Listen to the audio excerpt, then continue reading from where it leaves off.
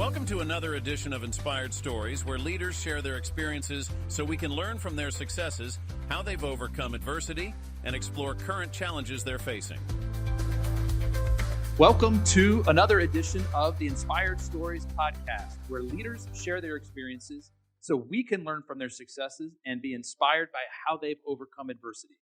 My name is Anthony Codispoti, and today's guest is Charles Reed, president of GetPayroll. It's a payroll, timekeeping, and HR services company. He has logged over 50 years of financial leadership across a broad range of industries. He's a CPA, and he has held Series 7 and 66 securities licenses. He's a decorated Marine and combat veteran. He's a former member of the IRS Advisory Council.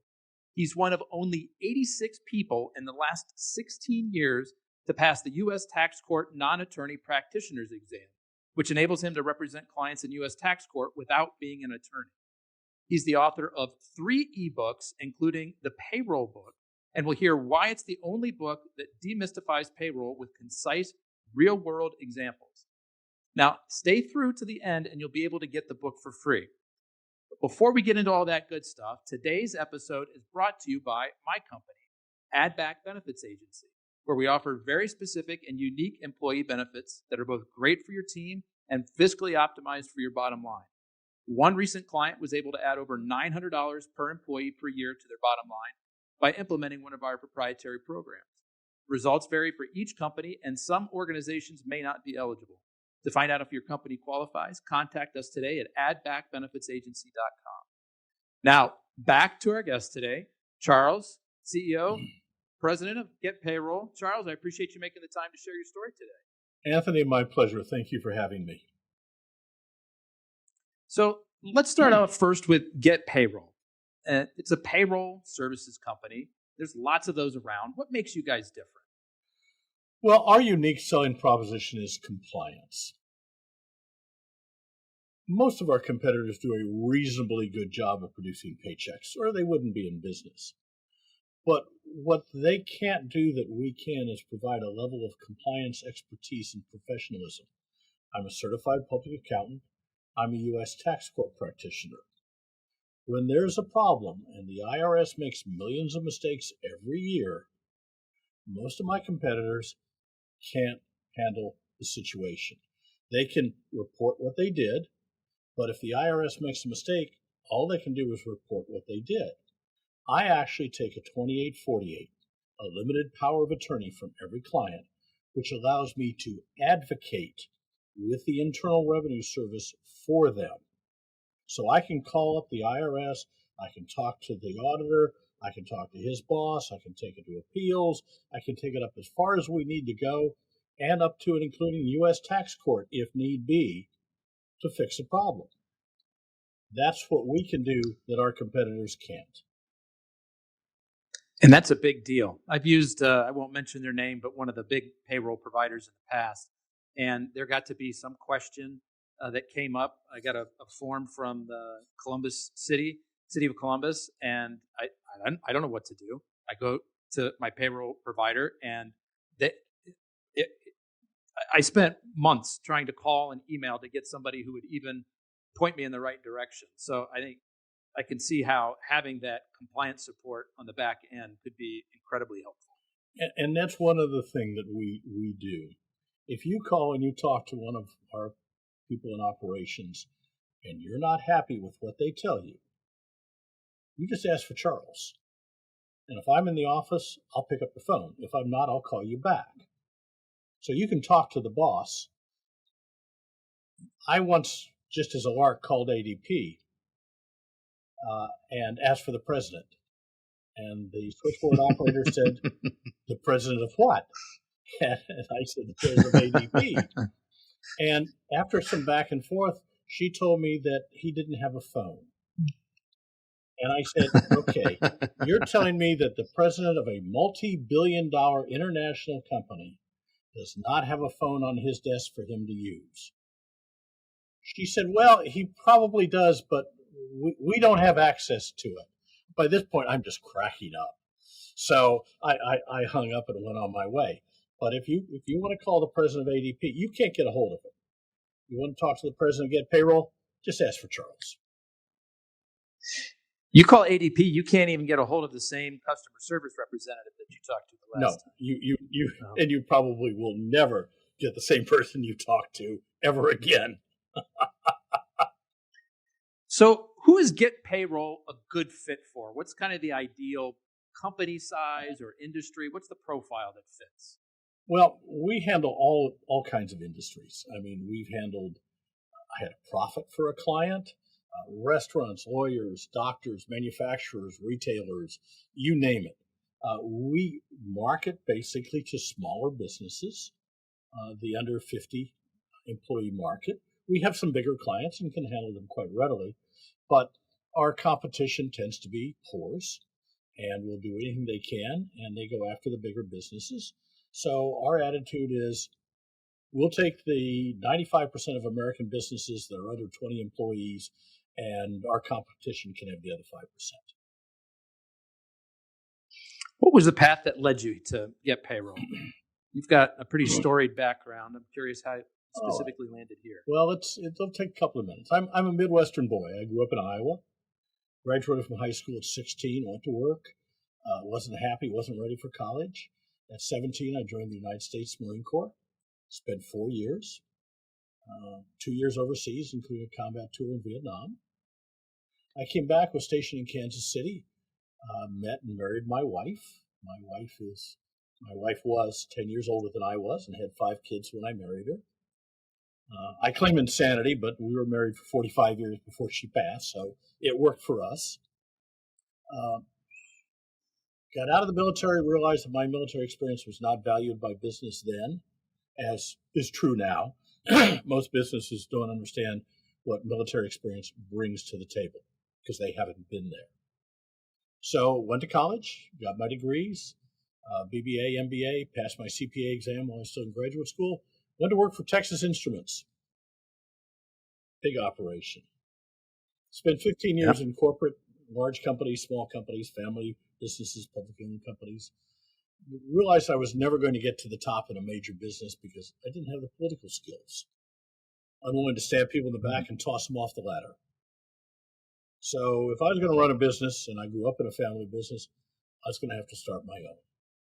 So roughly a third of a century ago, my wife and I started this business. Effectively, I hung out my own shingle as a CPA and had a payroll sideline. We continued to grow the business for a number of years. I finally, here about 10 years ago, sold off the accounting portion to my partner, who I'd taken on, and kept the payroll side because he didn't want any part of it, and I liked the payroll. So we've been growing the payroll as a separate business ever since. That's a great story. First of all, I appreciate your service in the military. I'm curious to hear what are some skills that you picked up in the military that you're able to still apply in your business today? Because I hear you saying people don't appreciate the value of that kind of experience, but how has it helped you in a practical way? Well, first of all, the discipline you pick up in the military is just excellent, both external and internal. You learn it.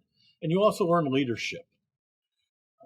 One of the lessons of Marine Corps leadership is mission, min, self. You accomplish the mission, whatever it takes. You just get the job done. Then you take care of your men. That can be your employees, that can be your customers, but you take care of them. And only then do you take care of yourself. So if money's short and you can't pay everybody, you pay your employees, you don't pay yourself. It's the kind of thing that leadership does. They take care of your people, because I couldn't do this business by myself. I rely on my people, so I take care of them. They're important to me. But more important than that is we have to get the mission done. Our mission is to provide perfect payroll on time, every time. And we work very, very hard at doing so. Do we reach 100% of it? It's an admirable approach. Yeah. And you know, it's all that leadership and ability to learn how to accomplish things and get things done and work with teams and teamwork. Because you're not a warrior. You're military. You're a soldier. You're a Marine. You work together. You accomplish goals. All that training is just invaluable. Charles, what does it mean to be on the IRS Advisory Council? I know you had a 3-year stint there. What takes place there? Is the IRS calling you up and asking you for advice on things? Basically, yes. We would go to D.C. and meet with the IRS for several days, several times a year, and they would have problems, questions, things that they weren't comfortable with. The IRS lives in a bubble, and IRS management basically lives in D.C. They're not in business. They don't understand business. And many times, something that seems strange to them is just ordinary business practice. So we would educate them on business. We would also explain to them how what they're doing affects industry and business people, and how it can be modified to achieve the goals they want, but make it easier for us to deal with them. So we go through all these things. We produce a nice thick annual report every year, and we basically solve problems for the Internal Revenue Service. You find that they're receptive to your feedback? Very much so. Chuck Reddick, who was the commissioner when I was on the advisory council, had been on the advisory council as an attorney years earlier. So he knew what they did, and he was very appreciative of that and what we did. And for the most part, all of the people we dealt with at the IRS were appreciative of the time and the energy and the effort that we volunteered. I mean, they picked up expenses, but our time was unpaid. So we would put in many, many hours, both there in D.C. and back in our offices, putting things together, studying things, writing things, developing positions, working with other advisory council members to present a report back to the IRS that was useful to them. And Chuck was always very appreciative of that. Any good stories you can share that might be interesting for the general public to hear kind of the inner workings of? Well, again, we had one case where there was a specific thing in the way 1099s were being reported with dollars from, particularly from gig economy.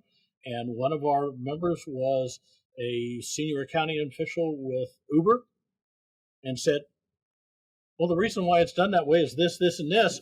And the IRS said, oh, we never thought of that. That makes all the sense in the world. Okay, it's not a problem then, because it was being reported as $0 for a specific reason. And the IRS at that point just had one of their problems. They just checked it as no problem and moved on. But we worked with them on the new W-4. We violently objected to some of what they did on that, but they went ahead with that anyway. We got into the whole free file thing, which is, and our position was that, why are taxpayers having to pay large sums of money to third parties to file taxes that they're required to do, and that the IRS should have a free file system where reasonable returns can be done electronically, which the IRS wants, for free for a taxpayer. That should just be part of what the IRS picks up as a part of doing business. Now, of course, the major tax prep companies like Block and others were vehemently opposed to that and actually tried to get Congress to pass a law forbidding the IRS to set up a filing system. And we gave the IRS a lot of ammunition to go back to Congress and say, no, we should be able to do so. And they have done so. It was in limited distribution this year for 23 taxes. They did about 150,000 returns, and it operated inexpensively and very effectively. So I expect to see it expand. When was your 3-year term? Oh, I got off about 3 years ago. Okay. And do you still have like Can you still pick up the phone and get into the hotline there if you've got a client question you need to get answered? Did not work that way. Let me tell you a story. I had a client who had filed some 1099s and filed them incorrectly. When he put them together, they filed for the management people, but not the employees. When they built the file, they thought they had it, they sent it off wrong. Well, it came to their attention they hadn't, so they filed all the 1099s. The IRS took the position that they were due a penalty of $100 per return on 800 returns. Oh, wow. Yeah, so it was $80,000 to start, and then penalties and interest over the years worked it up to $95,000. Well, I took on the case for the client and started to appeal it and worked it through multiple levels of appeals. Finally got up to the level that is above a regional set of appeals offices. And this guy would not return my phone calls. I called him every 2 weeks for a year. And so finally I called the deputy chief of appeals in D.C. and said, Shelley, I can't get this guy who works for you, because I had the table of organization on my desk, to return my phone calls. And he said, I'll have him call you. He called me that afternoon. We talked about. So the short answer is yes. Yes, the short answer is yes. Yes. One of the members of the advisory council that I served with became in charge of the Office of Professional Responsibility. Went to work for Chuck in D.C., overseeing all tax preparers and all the Circular 30 practitioners. So I know her. You know, I know a lot of people up there. That's sometimes it's who you know. Oftentimes is, yes. I'm curious, how did this opportunity present itself to you? They put it out to be on the advisory council. They put it out every year and asked for volunteers. And they're about 6-7 years ago, whatever. I volunteered. They accepted me. Again, I was the only U.S. tax court practitioner on the advisory council. There were attorneys, CPAs, EAs, but I was the only U.S. TCP on there, which was fun. So, and tell me, let's talk about why is that such a big deal? You're one of only 86 people in the last 16 years to pass the U.S. tax court non-attorney practitioner's exam. Why is this such a big deal? When the tax court was created back in the 50s, Congressman Dingell from Michigan wanted non-attorneys to be able to practice as they had been able to practice with the Board of Adjustments. So he wrote that into the law, and we are the U.S. Tax Court is the only federal court where non-attorneys can practice. Now, non-attorneys, for the most part, are CPAs that do this, or EAs, and we have much more capability of dealing with tax law than most attorneys have. If your attorney doesn't specialize in taxes, he's not qualified to take on a tax case. I'm sorry, okay? You know, he can go do it. It's a very specific skill set. Right, but for a state licensed attorney, all he has to do is send in his $60, and he's licensed to practice in U.S. tax court. He may not be competent to do so, but he's licensed to do so. Well, non-attorney practitioners have to pass an exam at the tax court, and it's only given once every 2 years in person in November at the U.S. tax court.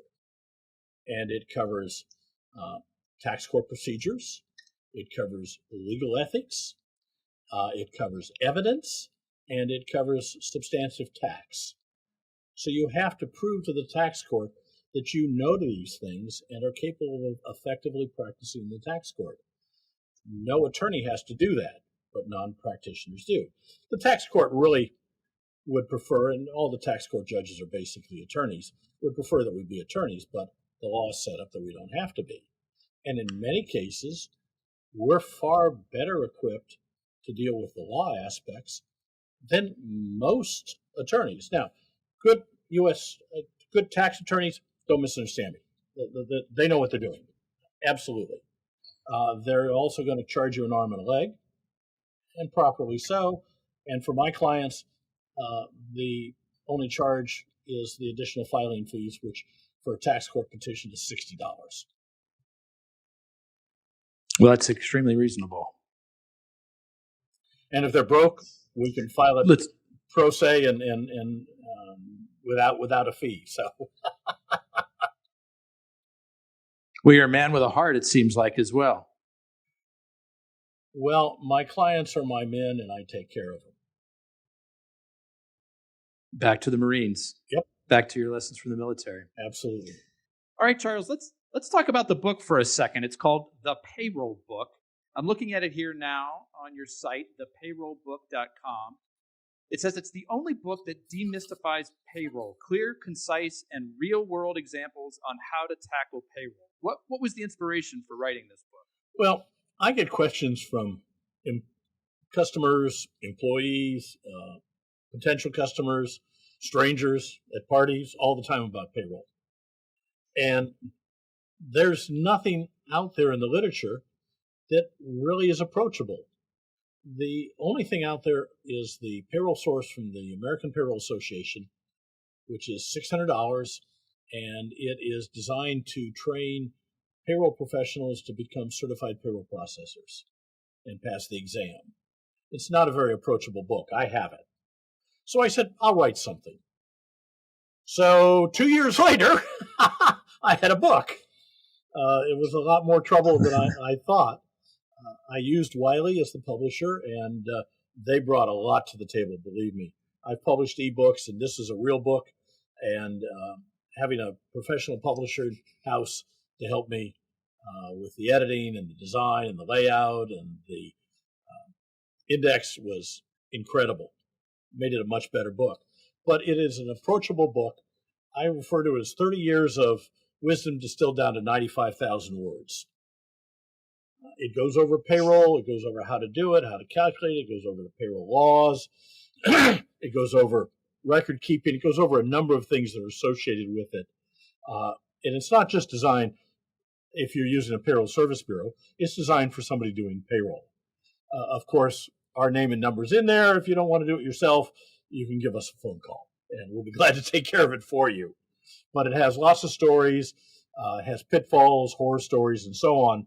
So things you don't want to do that people have done in the past that get them into trouble. So it sounds like there are some anecdotes, there's some stories in there that people can relate to and learn from. Would you also describe it maybe as like a textbook for somebody who's trying to understand how to do payroll? Yeah, it's a fun textbook. It is not in as much detail as the payroll source goes into, but it's also $20, not $600. It's designed to be a guide. It's designed to keep you out of hot water. It's not designed to make you a certified payroll processor. It's designed for the businessman. And we teased people in the intro. How is it that they can get this book for free? If they will go to thepayrollbook.com, on the web, enter the discount code podcast, we will ship them a copy of the book free of charge.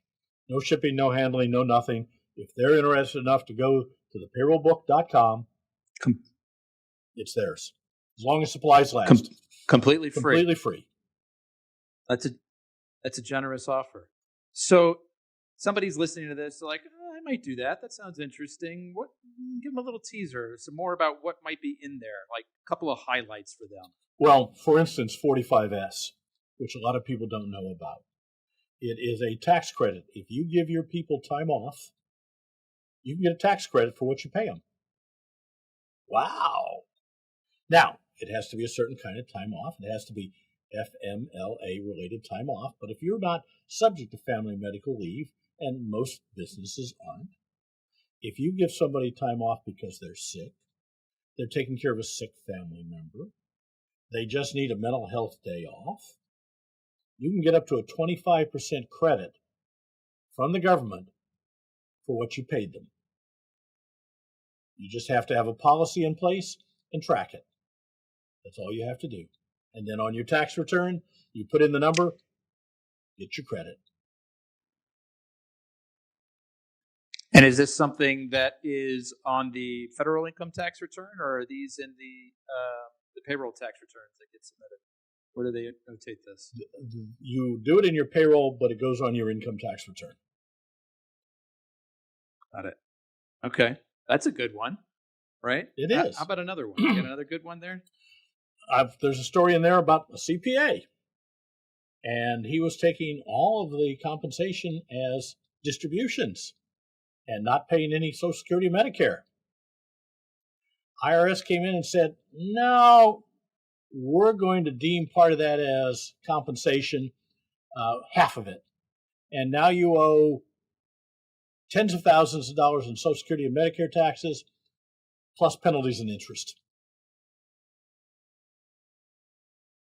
Steep. And he had to pay it because it was deemed compensation, because what he was not paying himself a reasonable compensation.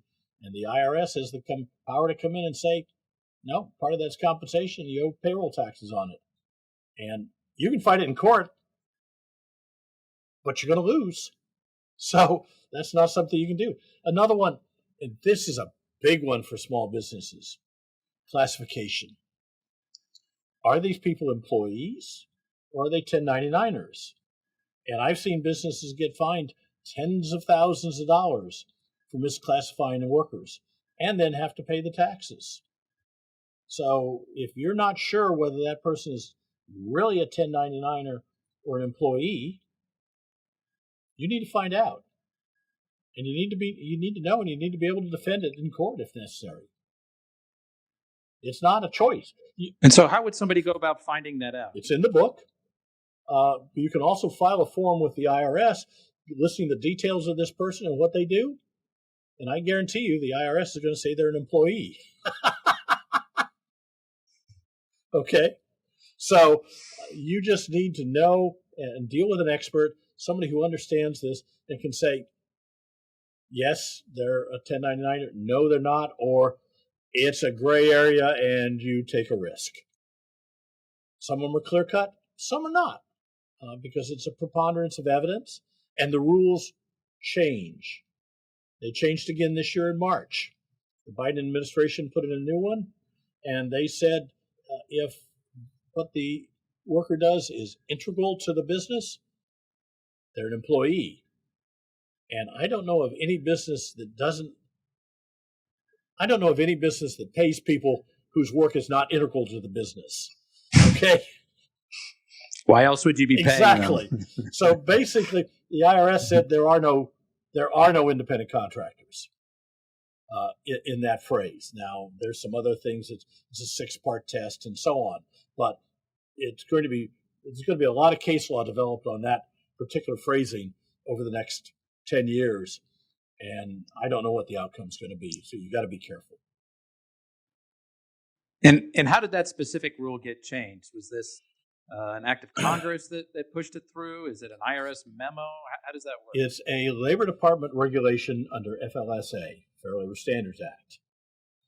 The Trump administration had proposed a new rule changing how you define an independent contractor. And it was much more liberal to allow more independent contractors. The Biden administration canceled that when they came in prior to its implementation in March of 21. It took them several years to write a new one that they put out for comment last year, and it became effective in March of this year. So it is strictly an administration thing. It was written by the Labor Department under the Labor Secretary, who was a union organizer out of Boston. And so it's really designed to force people into employee status. And that's its goal, is to minimize independent contractors.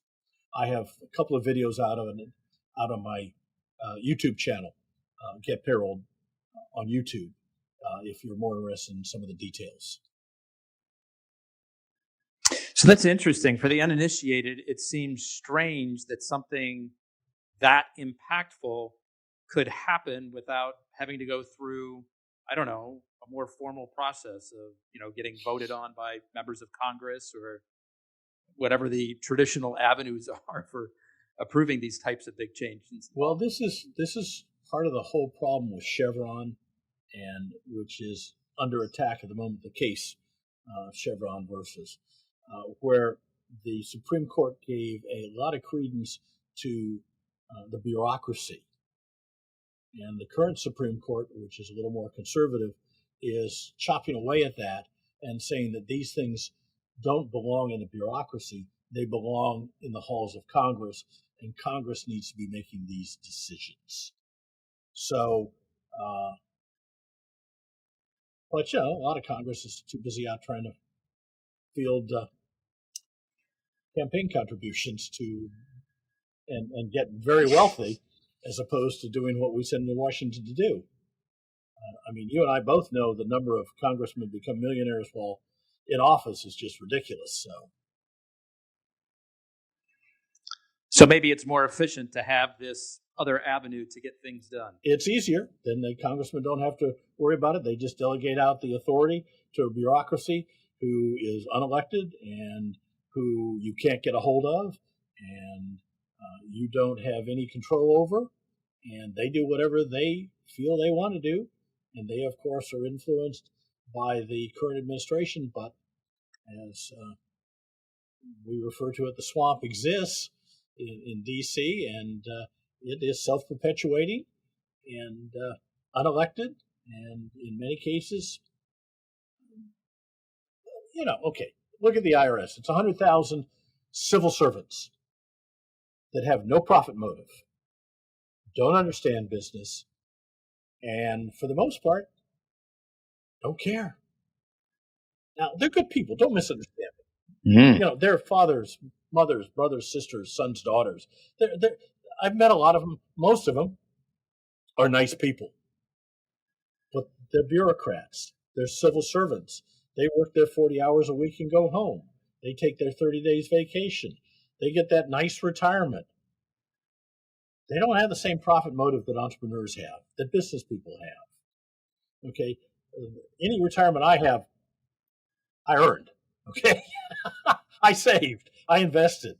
I don't have that guaranteed income from a pension plan that's funded by the taxpayers.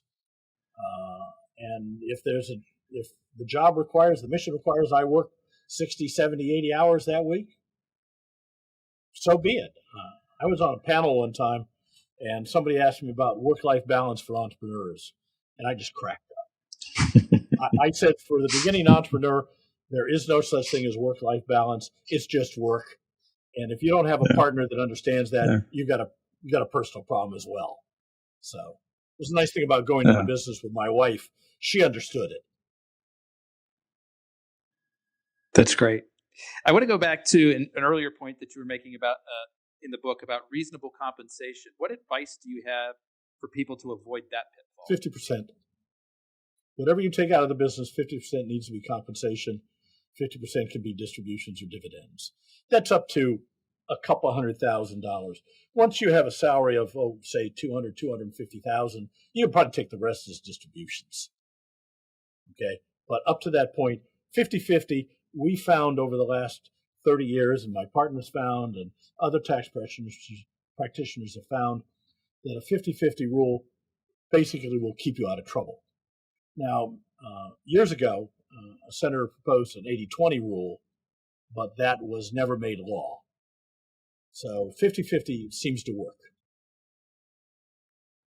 Okay. Rule of thumb. That's a helpful rule of thumb. Yep. Charles, I understand you have some pretty strong feelings about PEOs. What are those? PEOs, professional employee organizations. That's the newer name for staff leasing.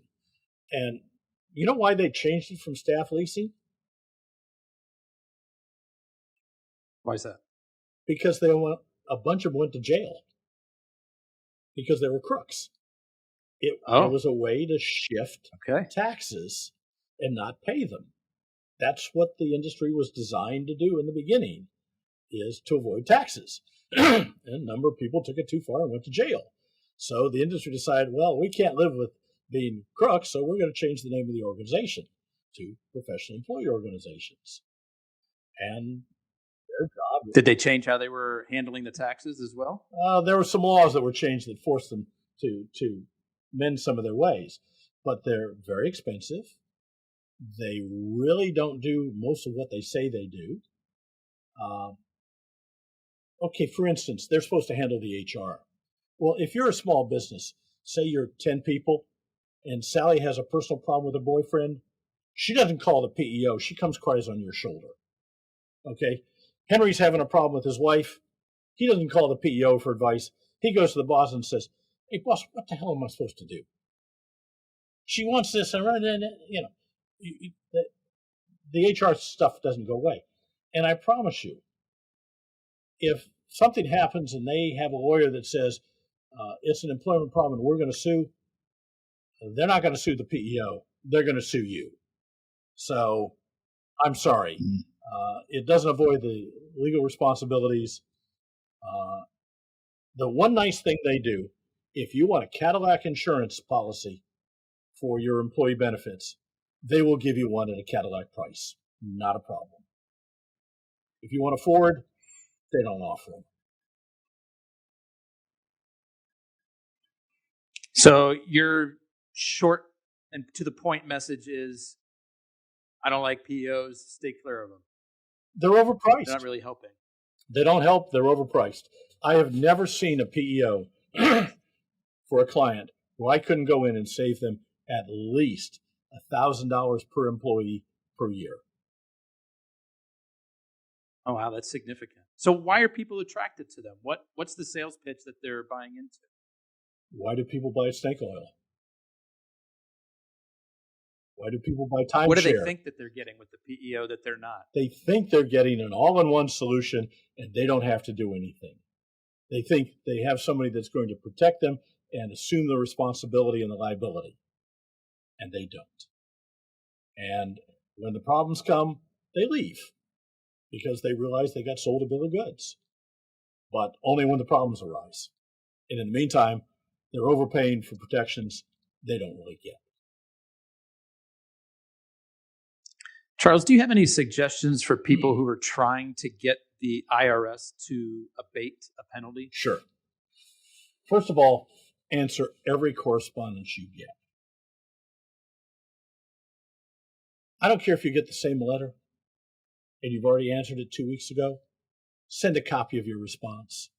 Don't ignore them. Because there are deadlines that if you ignore become final and it's no longer appealable. But dealing with the IRS, it's appeal. There's a whole series of things you can do. And the IRS will tell you what they are for the most part, and you can read on it, and you just keep appealing it to the higher levels. It's a whole series of no's followed by a single yes. You only need one person to say yes. You say thank you and walk away. Don't say anything more. Just like a salesman, they sign the contract, say thank you and leave. Don't keep talking. You may talk yourself out of the sale. So it's you've got to be persistent. Now, I recommend that you use a professional. Obviously, that's my business.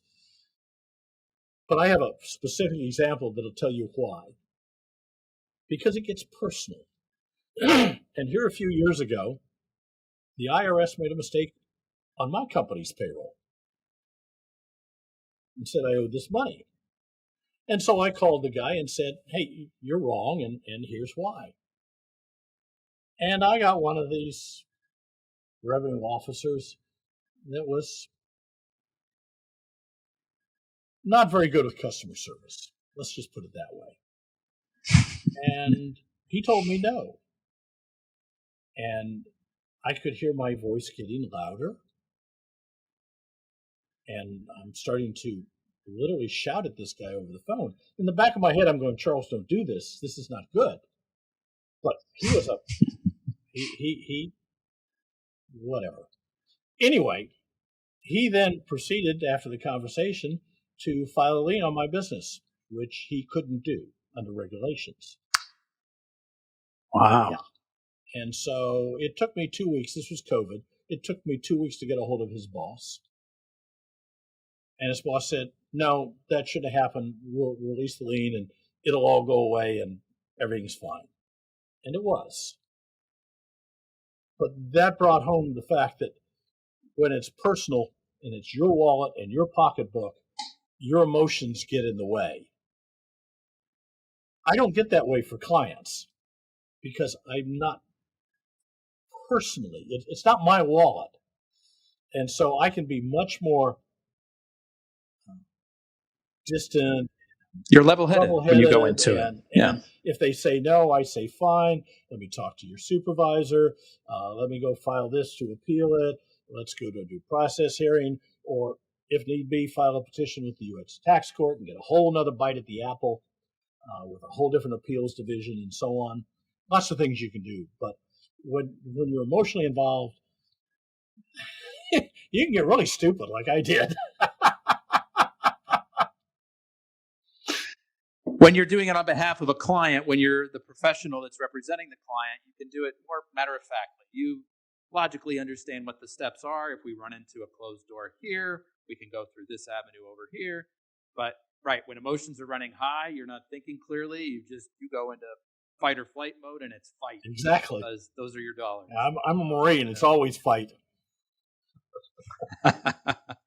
So what suggestions do you have for people finding a good professional to represent them in a situation like that? Well, besides calling me, look for a CPA that does payroll, understands payroll.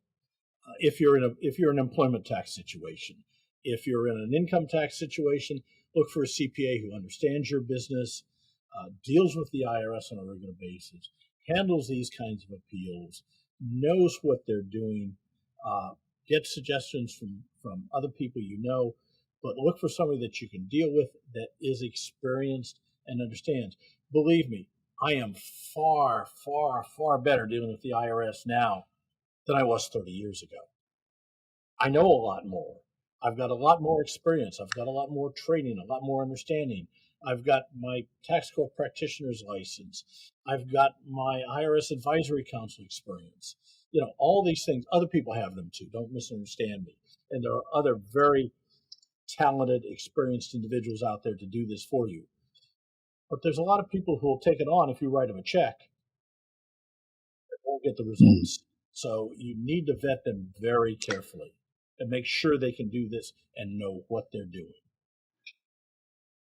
Can people contact you for this kind of service if they're not a GetPayroll customer already? Yeah, I do some of it on a retainer basis. Not a lot. That's because that's really not my business. But you know, I'm a sucker for a sob story. So, anybody listening that needs some help, just give Charles a call and pull at his heartstrings. That's the way to get him on your side. That's what my left-hand girl is really good at saying no to people. So don't talk to her. Your left-hand girl. Yeah. That's a phrase I haven't heard before. You got your right hand one, and this is your left hand one. That's the person who closes the doors and says no. Her office is to my left, so she's my left-hand girl. All right, that's how it works. Charles, what advice do you have for people to avoid employment tax penalties in the first place? Okay. Most tax penalties occur from arithmetic error. That's the single biggest source of tax penalties, is you didn't add, subtract, multiply, or divide properly on the form. So use a computerized form because they'll do the calculations for you. Make sure you put in the right numbers. Make sure your decimal points are right. Had a young man. I got him I was doing a podcast with his mother. And he had a tax problem she told me about. And so I am helping him. We've been working on it now for about 3 years. He was working for his mother's company, real estate company, on the summer doing some labor. And they gave him a 1099 for $759.60. And they put that on the 1099. Well, you're not supposed to put pennies on the 1099. So the person at the IRS that put it in as $75,000.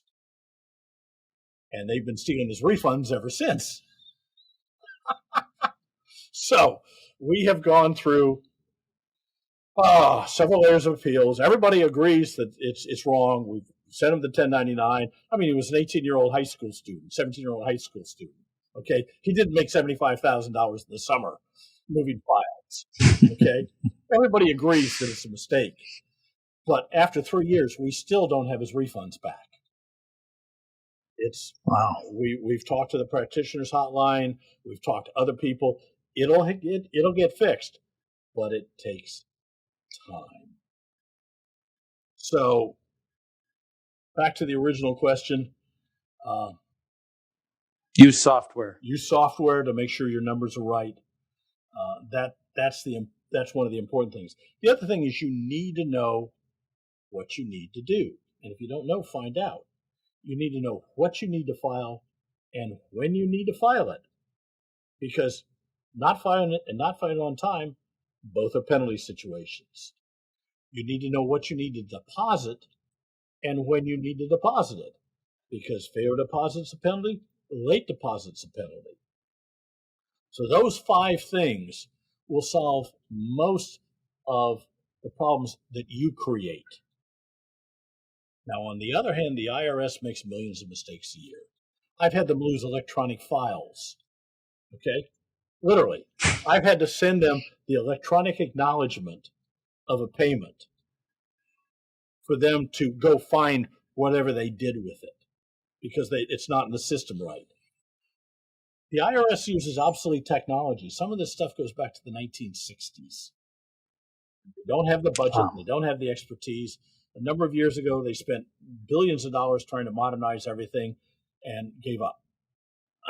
Under Chuck, they're still spending a lot of money, and they are beginning to modernize things, but it's a long process. You know, you got 180 million tax returns, some of which are quite complex. You've got years of history. The job is just enormous. And as we saw with Obamacare, the ability for the IRS to create, or the government to create a website, they spent $600,000 creating a website, or $6 million or $60 million, whatever. It should have cost $50,000. We know that the government's not efficient. They're civil servants. They don't have a profit motive. They're not interested in the bottom line. That's not where their attention is. You and I, we know that every dollar we overspend comes out of our pocket. So we don't overspend if we don't have to. We're very motivated not to. I want to spend those dollars where I want to, not on something I don't need to. So when the IRS makes a mistake, you need to respond to it. If they say you didn't make the payment, show them where you did. If they say you didn't make it on time, show them that you did. If, in fact, you didn't make it on time, you know, if you have a good excuse. Now, this is going to sound funny. The IRS cannot penalize you for a simple mistake. Really? They can only penalize you for gross negligence. How do you define the difference? Well, the IRS makes the definition. But in the end, it comes down to whatever the judge says. Okay? So this is why you fight these things, because if it is a simple mistake, the one I gave you earlier on the $80,000 penalty that we got reversed, we got that finally treated as a simple mistake, which is what it was. No tax were not paid. No taxes were paid late. Just a form was misfiled and then properly filed. And it was a simple mistake.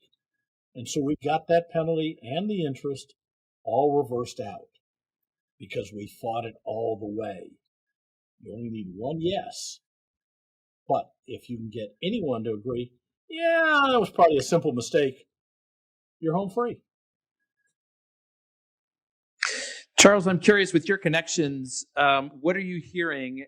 Is the IRS going to start reviewing ERC claims again? Oh, they're reviewing them all right now. They're all held up. There's a lot of fraud. As there was fraud in the PPP, there's fraud all over the ERC. When you started hearing people on the radio advertising, you can get all this money back. I'm sorry, radio advertising, it's like the air conditioning companies, okay? And the roofers. Hey, look, there's legitimate business people out there.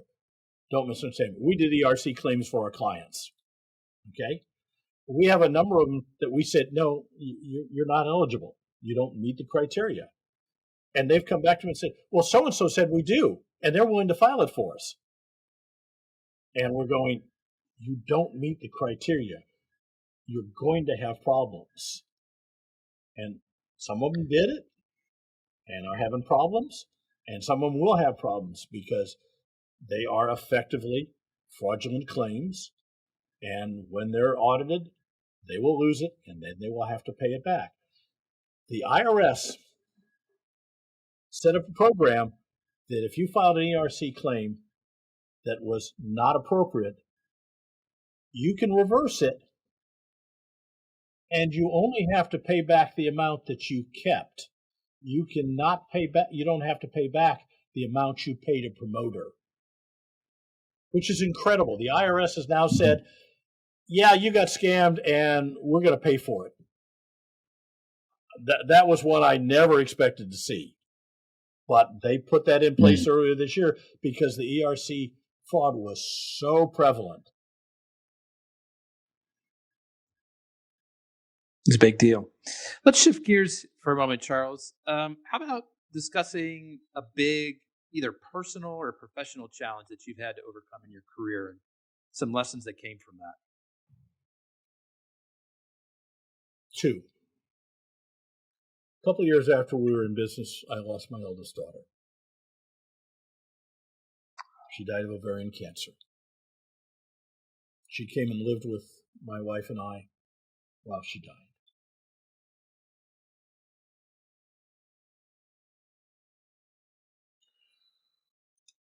Her passing devastated me. It took me several months to pull my head out of my ass. And when I did, I looked at the work I'd been doing for my clients, and it was garbage. And I apologized to them. And all but one said, we understand.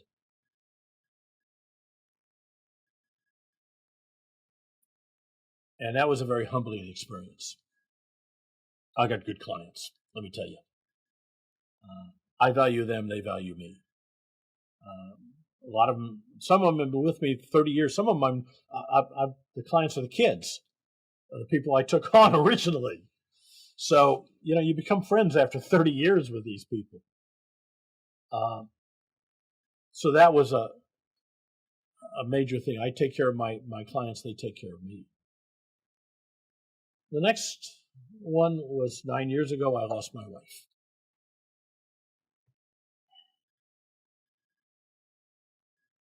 My staff ran the business. My wife was in intensive care for 3 weeks.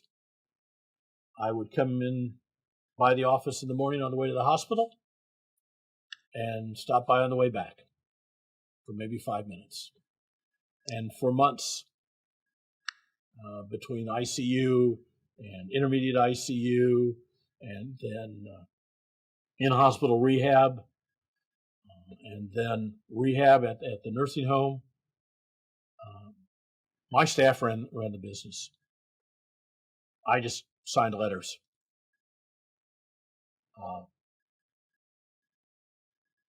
The business would not have survived without them. It proved a couple of things. I have great staff. And second, they don't really need me for most things. So it was, that again was a humbling experience, that I have great staff and they're dedicated to the business and to me, and it worked. We got through it. I appreciate you sharing that, Charles. So we can honor them properly, what are the names of your daughter and your wife? My daughter was Nancy Michelle Reed. She was age 30 when she died. My wife is Livonia Ruth Reed. They're buried together.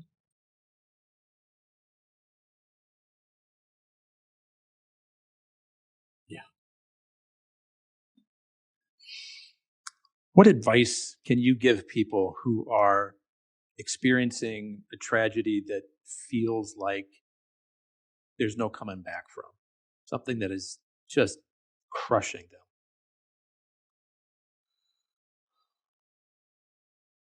Mañana es un otro día for my father.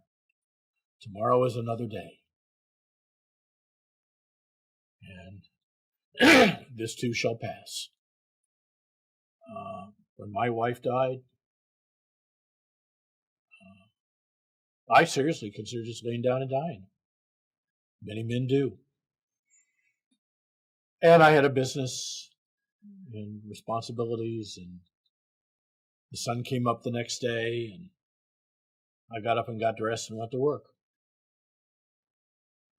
And the next day, and the next day, and the next day. And it's like my daughter. And I tell this to other parents who've lost a child. It will never hurt less. You just won't think about it every moment. Life gets in the way. And I miss my daughter. I miss her every day. And it hurts as bad when I think about it. But I don't think about it all the time anymore, because life gets in the way. Same thing with my wife. It's been 9 years. I miss her every day and every night. But life gets in the way and you move on. And the sun comes up. Life goes on, and so do I. And you try to find that purpose outside of yourself. Yeah. That reason to get up with the sunshine each day. You have to. I play a lot of poker. Somebody will ask me is it a good day, and I say, hey, every day's a good day. Sun came up this morning, I got out of bed. It's a good day, as opposed to I'm looking down on the grass instead of looking up at it. So yeah, you've got to you've got to have a good attitude about life and about what's happened and about these things, and hopefully I'll see them both in a better place, and that's a pleasant thought. Nice. Thanks again for sharing that, Charles. I appreciate you being open with that. I just have one more question for you, but before I ask it, I want to do two things. One, if you like today's content, please hit the like, share, or subscribe button on your favorite podcast app. The second thing I want to do is point people to the best way to get in touch with you. We've already talked about thepayrollbook.com, where people can get your free book. GetPayroll.com if they're interested in a payroll service that supports their clients with any kind of ensuing tax questions that are going to come as a result. And how about connecting with you personally? What's the best way for people to get in touch with you? CJR@getpayroll.com is my email. And if they've got a quick question, 972-353-0000 is the phone number. Well, how about that? He's giving you his direct line. Beat that, ADP. But last question for you, Charles. I'm curious, how do you see your industry evolving in the next 5 years? What do you think are the big changes that are coming? Well, we're integrating more and more services. We're becoming more full service to handle everything that's payroll and payroll related, whether it be retirement accounts and benefits, 401ks, timekeeping. All these things are morphing into a single access point, and that's the software getting better and better and better, and the systems getting better. I see a lot of our competition going to automated systems and chat bots and so on and so forth. which I think is a mistake. I think our clients deserve better than that. I think they deserve a real person that they can talk to and they can call back and talk to the same person over and over again that understands their problem and is working on it. And maybe if we get to 1 million clients, I'll think differently, but I don't think so. I would prefer that we operate in a way that allows our clients to have personal contact with somebody they can trust and develop a relationship with. So I don't see that happening in the industry. I see it more automation, more, they call it AI, it's intelligent systems. There is no such thing as AI in reality. It's all programming, it's all computers. So more of that's happening. And technology is changing. So, and the other thing is government is getting more intrusive. Now states are mandating retirement and savings programs. They're mandating time off. They're mandating sick pay. They will continue. They're mandating higher minimum wages. They're mandating. This is the way that the government does, is they increase their control. That's why they exist. That's why bureaucracy exists, to expand. People in bureaucracies get paid based on head count. The more people they can hire, the more they get paid. The more services they can force on the public, the more people they need to hire, and the higher the bureaucrats get paid. So it's a self-fulfilling situation. You give bureaucracy that power, and they will expand. Charles, I want to be the first one to thank you for sharing your story with us today. I really appreciate that. Anthony, my pleasure. Thank you for having me. Folks, that is absolutely. Folks, that's a wrap on another episode of the Inspired Stories podcast. Thanks for learning with us today.